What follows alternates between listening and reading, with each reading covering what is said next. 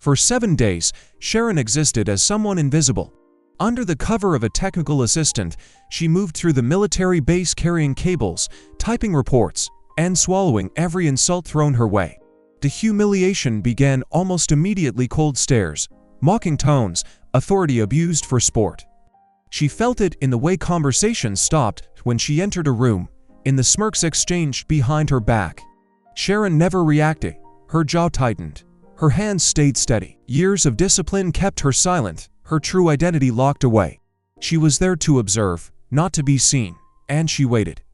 The war room was where instinct took over. As tactical feeds scrolled across the screens, Sharon caught something no one else did: a silent anomaly, a threat so precise, hid in plain sight. She had seen it only once before, and people had died. Her breath caught. Every person in that room was already on a countdown. She demanded an immediate full evacuation from the SEAL Elite Command. They laughed. Seconds later, the base was breached by a faction feared for its intelligence and ruthless efficiency. Shock ripped through the room. James stared at Sharon, realizing too late that she was never just an assistant. Sirens howled, control collapsed, and in the middle of the chaos one truth surfaced with brutal clarity. Only Sharon could stop what was coming. But before we continue, take a moment to subscribe to the channel. Now, let's understand how this story really began. The Joint Operations Center was buried deep beneath reinforced concrete and steel, a sealed nerve center designed to survive missile strikes and cyber warfare alike. Inside, the constant hum of server banks filled the air, a dense, mechanical white noise that usually soothed the operators who worked there. Tonight, it felt different. To Commander Sharon Bennett, it sounded like a clock running out. For 7 days, she had existed as Cheryl, a non-remarkable civilian IT contractor. Polyester blouse, neutral slacks, hair pulled back just tight enough to avoid attention. Glasses she didn't need sat low on her nose, a calculated inconvenience meant to soften her presence. No rank insignia, no authority, just another disposable support asset in a room full of uniforms. Her posture was small, by design, shoulders slightly rounded, weight balanced but relaxed. Anyone trained to read body language would have missed it. Anyone not trained would never have noticed that her breathing was controlled to the second, each inhale measured, each exhale silent. At the center of the room, Captain James Townsend dominated the space, without moving much at all. 60 years old, silver hair trimmed within regulation, chest heavy with ribbons that reflected fluorescent light. He leaned against the main operations table as if it belonged to him personally, one hand resting near a coffee mug, the other gesturing broadly as he spoke. "So I grounded her on the spot," he said, laughter already forming before the punchline. "Called it emotional instability. Back in '98, that was all it took." The men around him, young lieutenants, fresh-faced, career-conscious, laughed on cue, not loudly, not honestly. Their smiles were tight, eyes flicking toward Townsend's face to make sure the timing was right. One of them swallowed before laughing, his jaw working as if the sound had to be forced out. Sharon didn't look at them. Her attention was fixed on a secondary monitor in the corner of the room, a system diagnostic feed no one else bothered to watch. Lines of traffic scrolled past in pale green text. Latency fluctuations, minor packet loss. Normal knows until it wasn't. A single line blinked red. She leaned forward slightly, fingers hovering over the keyboard without touching it. Another red line appeared. Then another, not random, periodic, rhythmic. Her jaw tightened almost imperceptibly. That pattern wasn't software failure. It wasn't aging infrastructure. It was a heartbeat, an active signal loop used by advanced localized jammers to mask physical intrusion. Sharon had seen it once before, during a classified JSOC briefing that ended with non-disclosure forms and a silent room. Obsidian Syndicate, her thumb pressed lightly against the edge of the desk. She felt the faint vibration through the metal, synchronized with the pulse on the screen. Someone had looped the perimeter sensors, thermal feeds, motion detection. They weren't blind, they were being lied to. She checked the timestamp in the corner of the display. 3 minutes, maybe less. Sharon pushed her chair back and stood. The sound of the chair legs scraping against the polished floor cut through Townsend's laughter like a blade. Conversations died mid-breath. A lieutenant froze with his mouth half open. Townsend turned slowly, irritation already etched into the lines around his eyes. "Captain Townsend," Sharon said. Her voice didn't rise, it didn't shake. It carried just far enough to reach every corner of the room. We need to initiate a code black evacuation immediately. The perimeter sensors aren't malfunctioning. They're being looped. There is an active breach in the grid.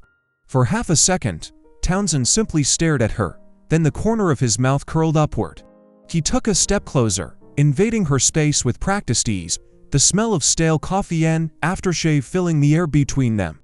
"Excuse me," he said, chuckling softly. "Did the Wi-Fi go down, Cheryl? Or did you spill your latte on the mainframe?" A few men snorted. One didn't. Sharon didn't step back. She lifted one finger and pointed to the screen. Tacket loss in sector 4 coincides with thermal dropout along the east service corridor. That indicates a physical bypass, not a software fault. Someone is already inside the wire. Based on signal strength and propagation delay, we have under 3 minutes before kinetic contact. Townsend's smile hardened. "Listen to her, Bose," he said, glancing over his shoulder. "The tech assistant thinks she's playing Call of Duty. Sit down." Sharon's eyes never left his. "This electronic signature belongs to a hostile faction with prior JSOC engagements. If you do not evacuate command staff to the hardened bunker now, people will die." Something flickered in Townsend's gaze. Not fear. Annoyance. He slammed his hand onto her desk. The impact rattled her keyboard. "That is enough," he snapped. "You fix printers. You do not give orders to United States Navy SEALs." Sharon met his stare, unblinking. Her pulse remained steady. "Understood, Captain." He turned away with a dismissive wave. Women and war games. The lights didn't fade. They exploded. A shaped concussion charge detonated against the reinforced entryway, the blast wave ripping through the room with surgical violence. The table flipped. Townsend's body lifted and slammed sideways, crashing into a bank of consoles. Glass shattered. Smoke and cordite flooded the air, sharp and metallic. The alarms never sounded. Through the high-pitched ringing in her ears, Sharon rolled to one knee behind an overturned chair. Her breath stayed even. She checked her watch. She was off by 10 seconds, under emergency power. The floodlights snapped on in staggered sequence, bathing the Joint Operations Center in a pulsing red glow. The air was thick with smoke and pulverized concrete. Acrid cordite burned the back of the throat. What had been a precision command hub seconds earlier was now collapsed anatomy of shattered consoles, dangling cables, and sparking metal. Captain Townsend lay sprawled near the central table, his uniform torn, one sleeve darkening rapidly. His face had drained of color, his mouth open and closed as if his body were testing whether breathing was still permitted. "My arm," he rasped. His fingers twitched once, then curled inward. "I can't feel my arm." Across the room, a lieutenant staggered to his feet, blood running from a cut above his brow. His hand fumbled at his headset, pressing it tighter against his ear as if pressure alone might restore function. "Comms are dead," he shouted, panic cracking through the last word. Sharon Bennett stood up slowly. Dust clung to her blouse, pale against the fabric. She brushed it away with two deliberate motions, not hurried, not hesitant. Her eyes swept the room in a single controlled arc: personnel count, injury assessment, fields of fire, exits. Her breathing never changed pace. A sergeant near the far wall was shaking, his rifle angled uselessly toward the ceiling. His jaw worked soundlessly, teeth clicking once. Sharon crossed the distance in 3 measured steps. "Look at me," she said. He didn't tap first. His pupils were blown wide, unfocused. She reached out and placed 2 fingers against the side of his helmet, firm enough to anchor him. "Breathe," she said. Matching her cadence to the count, she wanted him to follow. "Now check your weapon." His chest hitched, then steadied. He lowered his gaze, fingers finding the grip, the trigger guard. The click of a chambered round was soft but decisive. Sharon moved on. She knelt beside Townsend, her knee touching the floor amid broken glass. She produced a penlight from her pocket and leaned close enough to see the fine tremor at the corner of his eye. She swept the light across his pupils. Constriction was sluggish but present. "Dislocated shoulder," she said. Her voice was clinical, stripped of rank or judgment. "Likely anterior, mild concussion, stay down." Townsend swallowed hard. Sweat traced a line from his temple into his hairline. "Where's the QRF?" he demanded, forcing authority into his tone as his free hand clawed at the floor. Neutralized, Sharon replied. The word landed heavily. Townsend's brow furrowed. That's not possible. This was a decapitation strike, she said. She shifted slightly, placing herself between him and the open floor without comment. How do you know? His voice dropped, something brittle creeping in beneath the anger. Sharon straightened. Because that's how I would do it. A new sound cut through the room, high-pitched, mechanical. Wrong. The reinforced steel doors at the far end began to glow along their seams. A focused jet of white heat traced a precise line through the alloy, metal warping inward as a thermal lance spit deep. The hiss was steady, patient. They're coming in, someone shouted. Townsend's breath spiked. He dragged himself toward the nearest desk, boots scraping uselessly against the floor. He wedged himself behind it, shoulders hunched, eyes darting. One of the lieutenants found himself pulled down with him, Townsend's grip locking onto his vest like an anchor. Sharon remained where she was, her stance adjusted subtly, feet shoulder-width apart, weight centered.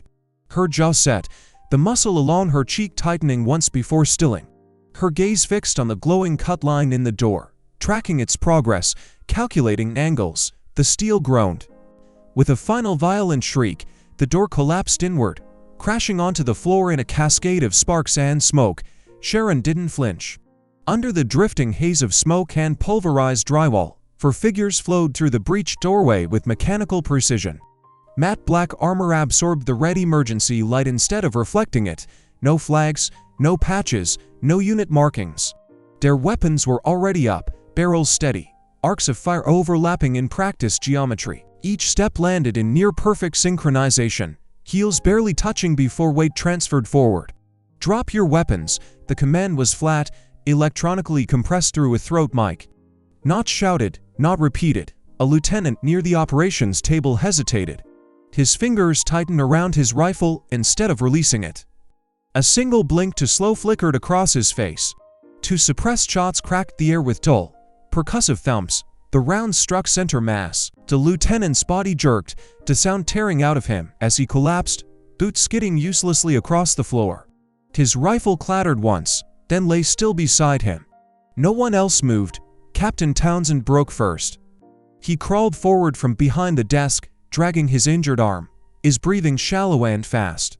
Blood smeared across the floor beneath him. I surrender, he shouted, voice cracking as it pitched upward. I'm Captain James Townsend. One of the mercenaries adjusted his stance but did not lower his weapon. Sharon Bennett slowly raised her hands. Her palms were open, fingers relaxed, shoulders loose. Her face showed nothing beyond compliance, but her eyes were alive, tracking everything: the spacing between the intruders, the angle of their muzzles, the way the second man on the left favored his right leg by a fraction of an inch. For in front of her, two more unaccounted for. She counted without moving her lips. 6 hostiles total, 2 unseen, likely Overwatch or rear security. The mercenary at point shifted slightly, and the man behind him pivoted just enough to cover Sharon more directly. The leader's visor turned toward her, his head tilted a degree too far to be casual. You, he said. The civilian. A gloved hand gestured her forward. Sharon complied, taking 2 measured steps. As one of the mercenaries approached to search her, she adjusted her stance, redistributing her weight onto the ball of her right foot. The movement was subtle, nearly imperceptible. Her breathing remained steady, but she let her shoulders drop another fraction, signaling passivity. The mercenary's hands were efficient, impersonal.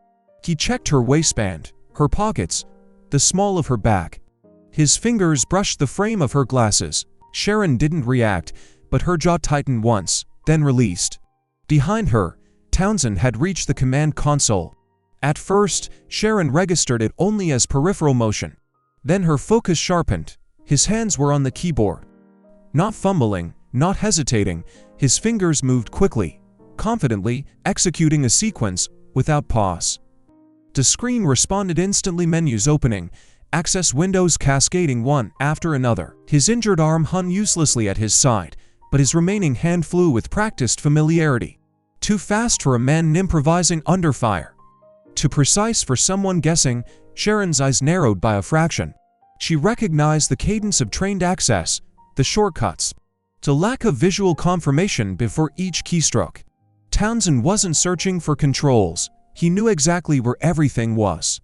One of the mercenaries glanced toward the console. The leader didn't. Sharon's hands remained raised, but her fingers curled inward slightly as she recalculated. The room seemed to contract around the sound of Townsend typing, the soft, rapid clicks unnaturally loud against the tense silence. Knowing, her gaze flicked once more to the mercenary leader. The visor hit his eyes, but his head remained angled toward Townsend now, not her. The balance of the room had shifted, and Sharon felt it settle into place like the final piece of a weapon being assembled. The terminal chimed softly, almost polite amid the wreckage. "Access granted." The words appeared in clean white text across the primary screen, the cursor blinking with quiet obedience. Townsend's fingers stilled. For a fraction of a second, his shoulders remained hunched, breath shallow, the posture of a man pretending to be smaller than he was. Then he straightened. The change was immediate and unmistakable.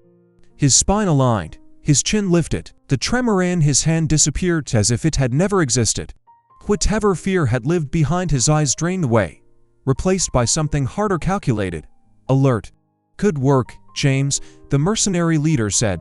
His voice carried a note of approval now, stripped of its earlier neutrality. Townsend rolled his injured shoulder with a sharp intake of breath, then ignored the pain entirely. "You're late, Victor," he replied. The crack in his voice was gone. What replaced it was dry irritation, the tone of a man addressing a subordinate who had failed to meet expectations. Around the room, the lieutenants froze. One of them took a half step back, his heel bumping against a fallen chair. His eyes moved from the mercenaries to Townsend, then back again, pupils dilated as the shape of the betrayal came into focus. "You sold us out," he said. The words escaped before he could stop them. His mouth stayed open afterward, as if his body hadn't yet decided how to breathe. Townsend turned his head slowly, fixing the young officer with a look of cold disdain. The corner of his mouth twitched upward, not quite a smile. "I took what I was owed," he said. "Nothing more." He glanced back to the screen. "Upload.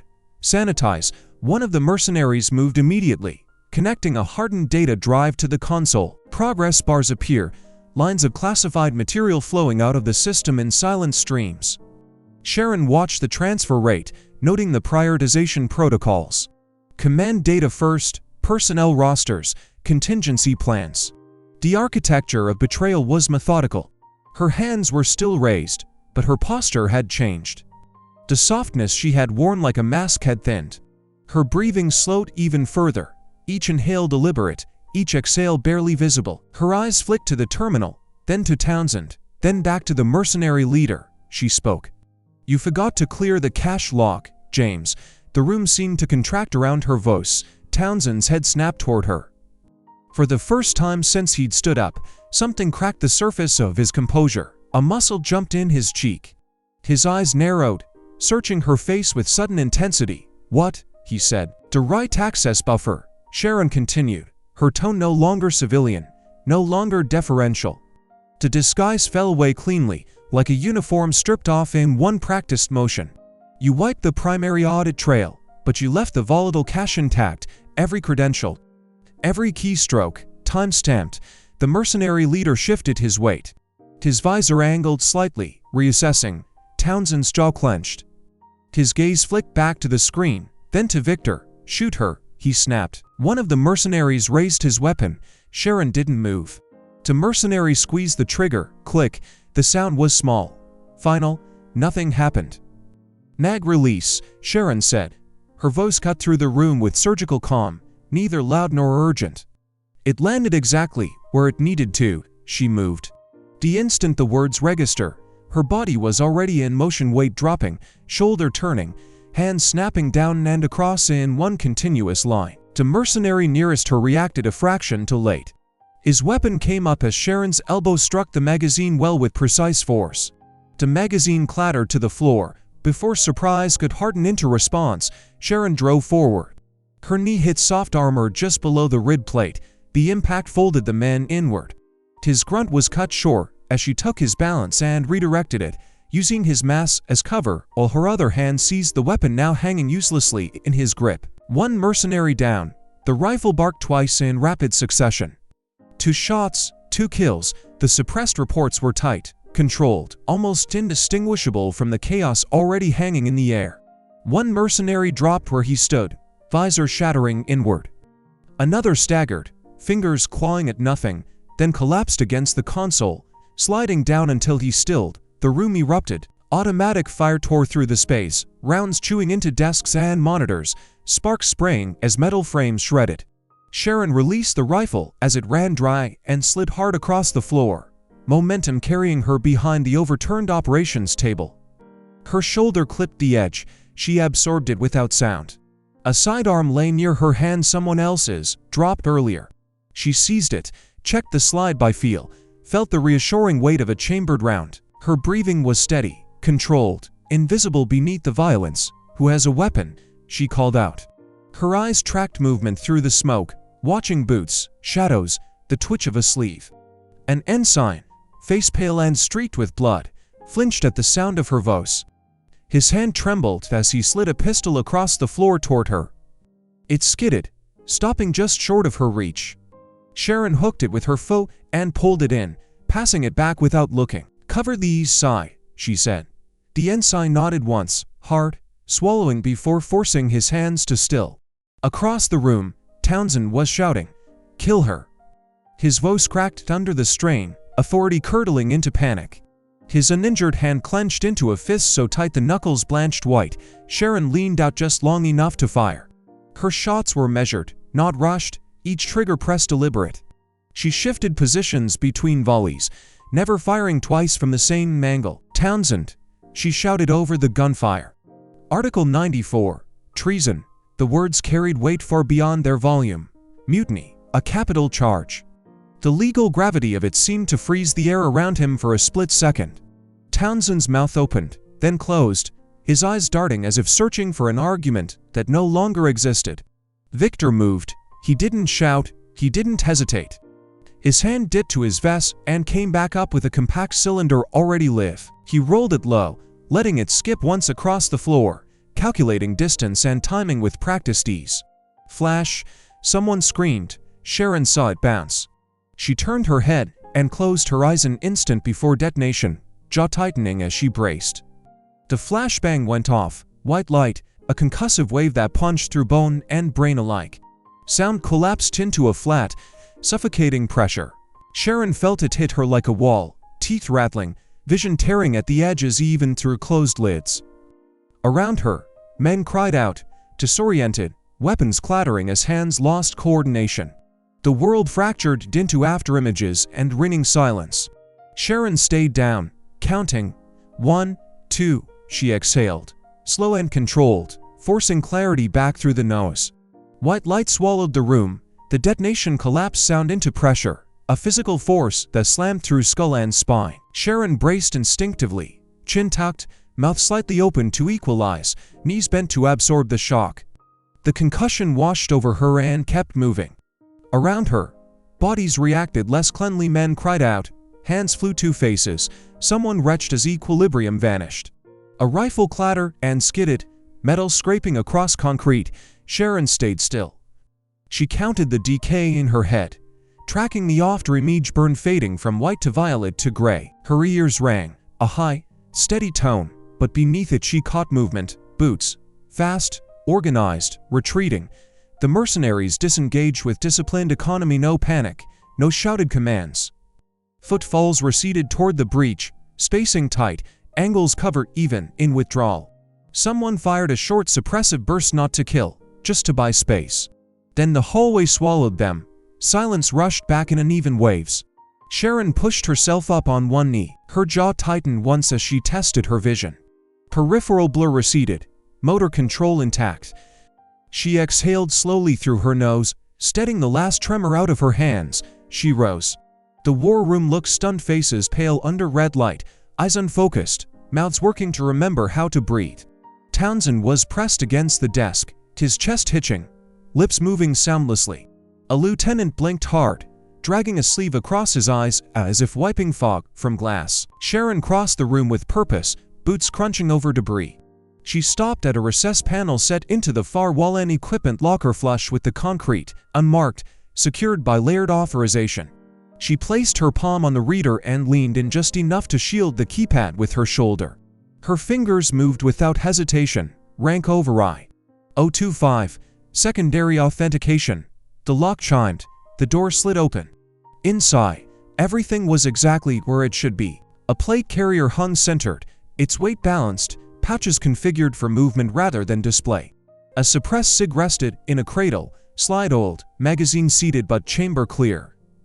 A blade sat sheathed along the interior edge, simple, unadorned, sharp. Sharon stripped the last of the civilian from herself. She shrugged into the vest, settling the plates against her torso, tugging straps tight until the weight became familiar. Her breathing adjusted automatically. She checked the SIG, racked the sly, felt the round seat home. The blade came last, clipped where her hand would find it without thought. She turned back toward the room. "I'm not IT," she said. The words were quiet, but they cut through the haze with unmistakable authority. Heads lifted, eyes found her. "I'm Commander Sharon Bennett," she continued, voice level, the cadence precise. "JSOC security auditor assigned to Naval Special Warfare." Recognition flickered in a few faces, training resurfacing, context snapping into place. Someone straightened. Someone else swallowed and nodded once, hard, as if anchoring themselves to the sound of her rank. Townsend stared at her, his mouth open, pupils tight. The color drained from his face in a slow, unmistakable wash. His hand clenched against the edge of the desk, knuckles whitening as the truth settled in with crushing weight. Sharon didn't look at him again. She turned and moved toward the breached doorway. Smoke drifted in thin layers along the ceiling, pulled by pressure differentials down the corridor. The hallway beyond was dark, emergency strips glowing low along the floor. Distant echoes carried metal on metal, a door slamming, the faint scuff of boots repositioning. She stepped through the threshold. Her posture shifted as she crossed into the corridor, center of gravity lowering, shoulders aligning, eyes tracking angles and shadows. The calm she wore was not absence of fear, it was discipline layered over it, honed by years of choosing action over reaction. She paused once, just long enough to listen. Then she moved forward, hunting. Sharon reached her shoulder and keyed the calm without breaking stride. "Dace Ops," she said, voice low, controlled. "This is Commander Bennett." Static answered, first thin, strained, then a human breath on the other end. Somewhere deep in the base, operators were scrambling through conflicting inputs, alarms that never sounded, reports that didn't line up. Townsend had already been ahead of her there. His lies had been seeded early, threaded into the system with just enough credibility to slow response and fracture command clarity. "Commander," the voice said, cautious now. Sharon paused at an intersection, pressing her shoulder to the wall, muzzle angled downrange. She listened to the building as much as the channel, the faint hum of auxiliary power, the distant whine of stress circuitry, the hollow echo of movement above. "Townsend is compromised," she said. "No embellishment, no justification. He initiated a false narrative before kinetic contact. He is no longer in command." Silence stretched. A breath held on the other end of the line. "Understood," Base Ops reply, the hesitation tightening into something sharper. "Orders? Cut power to the elevators," Sharon said. "All shafts." Now, another pause. In that fraction of time, Sharon's jaw set. Her fingers flexed once against the grip of the SIG, pressure testing muscle memory. She imagined the elevators as vertical arteries, predictable, fast, exploitable. Victor would use them if they were live. He would expect control lag, he would expect permission chains. The lights overhead flickered. Then the world dropped into darkness. Emergency strips died. Indicator panels went black. The steady hum of machinery collapsed into an abrupt, suffocating quiet. Somewhere, metal screamed as an elevator car slammed into its emergency brakes, the sound shuddering through the bones of the building. Sharon didn't stop moving. She took 2 steps forward, then pivoted sharply and leapt, catching the edge of a maintenance ladder bolted into the wall. Her boots hit metal with a muted thud. She climbed fast, controlled, counting runs by feel. At the ceiling, she reached a recessed panel and drove her shoulder into it once, twice. The panel gave with a dry crack. She hauled herself up and into the ventilation shaft. The air inside was stale and warm, carrying the smell of dust and old insulation. The metal pressed close on all sides, sound magnified to an intimate scale, the scrape of fabric, the controlled rhythm of her breath. She moved on hands and knees, careful not to rattle the grates beneath her. Below, Voices echoed faintly, distorted by steel and distance. She stopped, listening. Her eyes closed for half a second as she mapped the structure in her head. Elevator banks to her left, stairwells branching ahead, command offices stacked above. Victor would pivot now, recalculating. Without elevators, he'd push laterally or up. He'd want high ground, he'd want leverage, so would she. Sharon advanced deeper into the ductwork, body low, movements economical. Sweat traced a line down her spine beneath the vest, unnoticed. Her expression remained fixed, but a small muscle jumped once along her cheek, then stilled as she forced focus back into the present second. Below her, a door slammed, boots ran. She adjusted course by inches, the hunt narrowed. Townsend stared at the darkened elevator panel as if it had betrayed him personally. He jabbed the call button again, harder this time, his thumb leaving a smear of blood across the metal. Nothing responded, no chime, no movement. The reflected red glow that should have pulsed along the seam was gone, swallowed by dead power. His breathing went shallow, too fast. They were working, he muttered, more to himself than anyone else.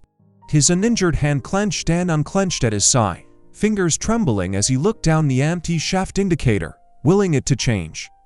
They were working, behind him. Victor watched in silence. Townsend turned, eyes wide now, the sheen of sweat visible along his hairline. "You said," his voice cracked, and he swallowed, forcing the rest out. "You said extraction would be clean." Victor moved without warning. His fist drove into Townsend's gut, precise and economical. The air left Townsend's lungs in a wet, strangled sound as he folded forward, one hand scrabbling uselessly at Victor's sleeve. Victor caught him by the collar before he could collapse, holding him upright just long enough to make the point land. "You panicked," Victor said quietly. His voice held no anger, only assessment. "That makes you a liability." Townsend sagged as Victor released him. He hit the floor on one knee, coughing violently, eyes watering. When he looked up again, something desperate had replaced the arrogance entirely. Victor turned his head slightly, listening. Footsteps, measured, controlled. His jaw tightened. "That woman," he said, not raising his voice. "She is the Wraith." The name hung in the air with weight that had nothing to do with volume. It was a recognition, not a question, a recalibration. Sharon stepped out of the shadows at the far end of the corridor.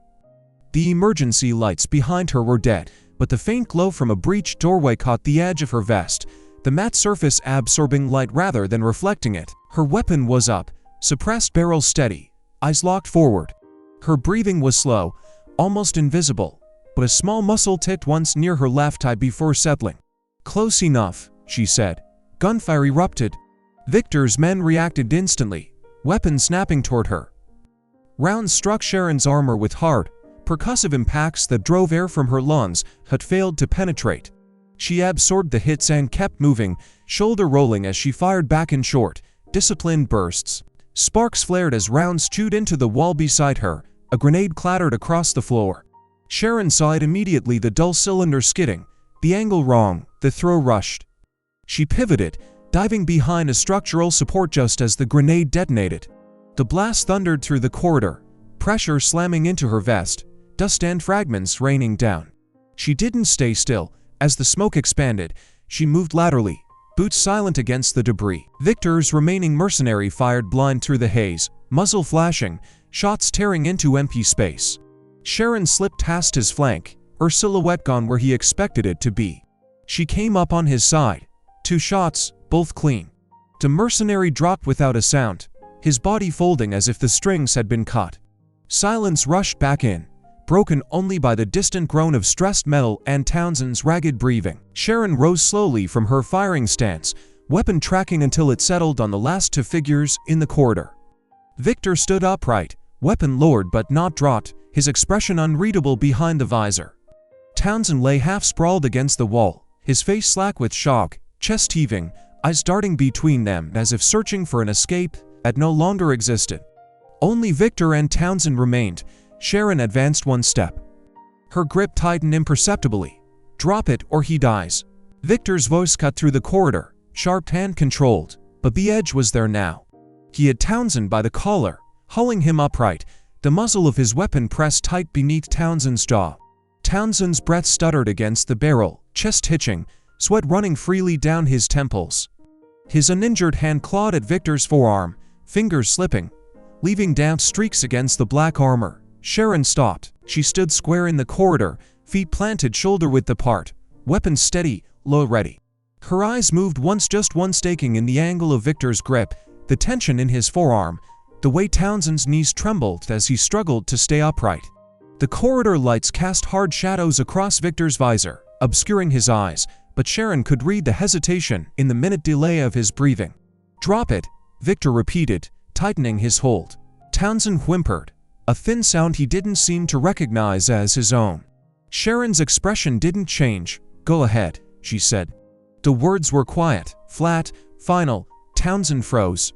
His eyes snapped toward her, disbelief flashing across his face, followed by something Ryan pleading.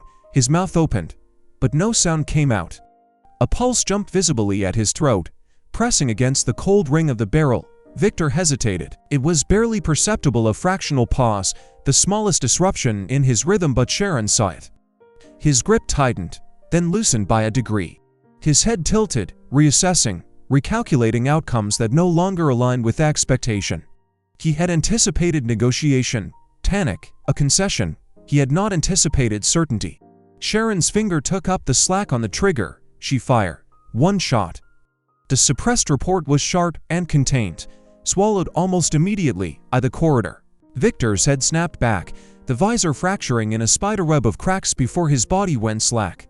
He collapsed sideways, momentum pulling Townsend with him as the grip broke. Victor hit the floor first.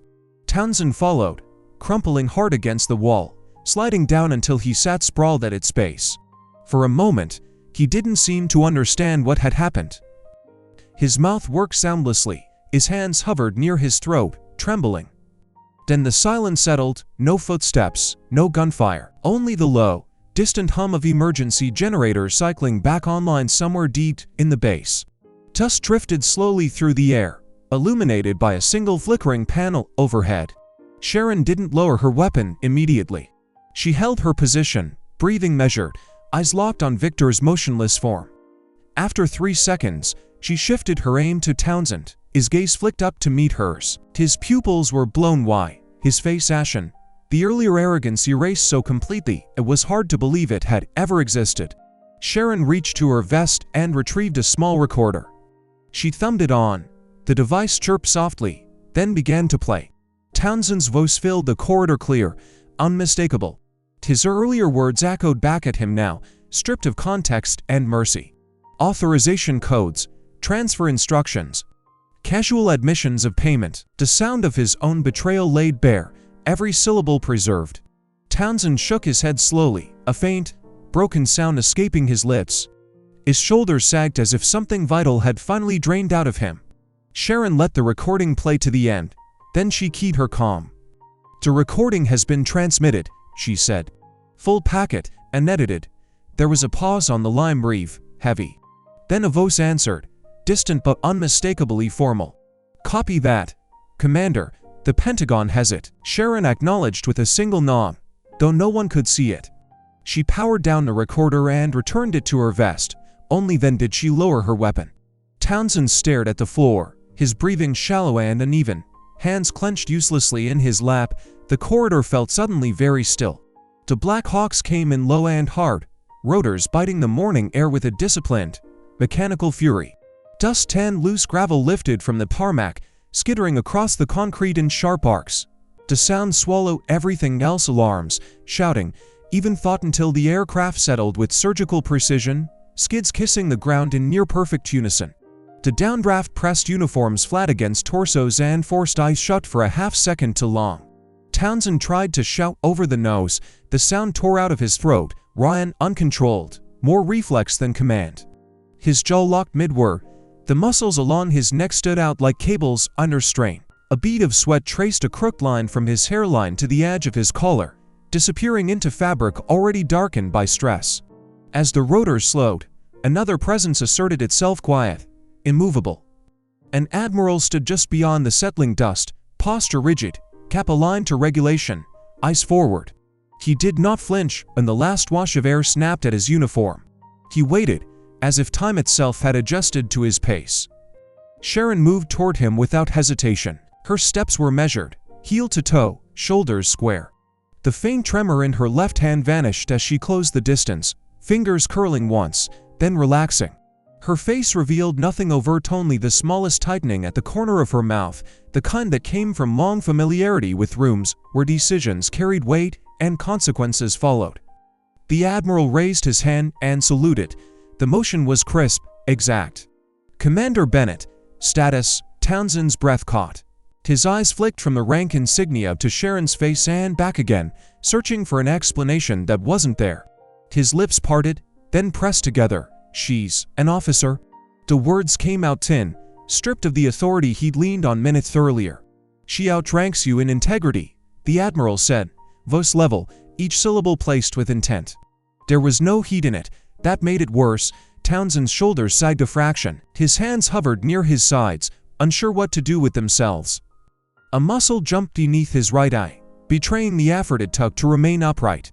Sharon stepped closer, close enough that he could smell the oil and dust clinging to her jacket. She leaned in, just slightly, keeping her voice low. "You laughed when I warned you." Her eyes held his, unblinking. The memory landed between them, heavy and undeniable. "Game over, James." The name struck harder than the sentence. Townsend's gaze dropped, his breathing turned shallow, uneven, the cadence of someone who understood the procedural aftermath, already unfolding reports, inquiries, signatures that would end a career. Sharon straightened and turned away. She walked back toward the base entrance as the first light of sunrise cut across the concrete, washing the scene in pale gold.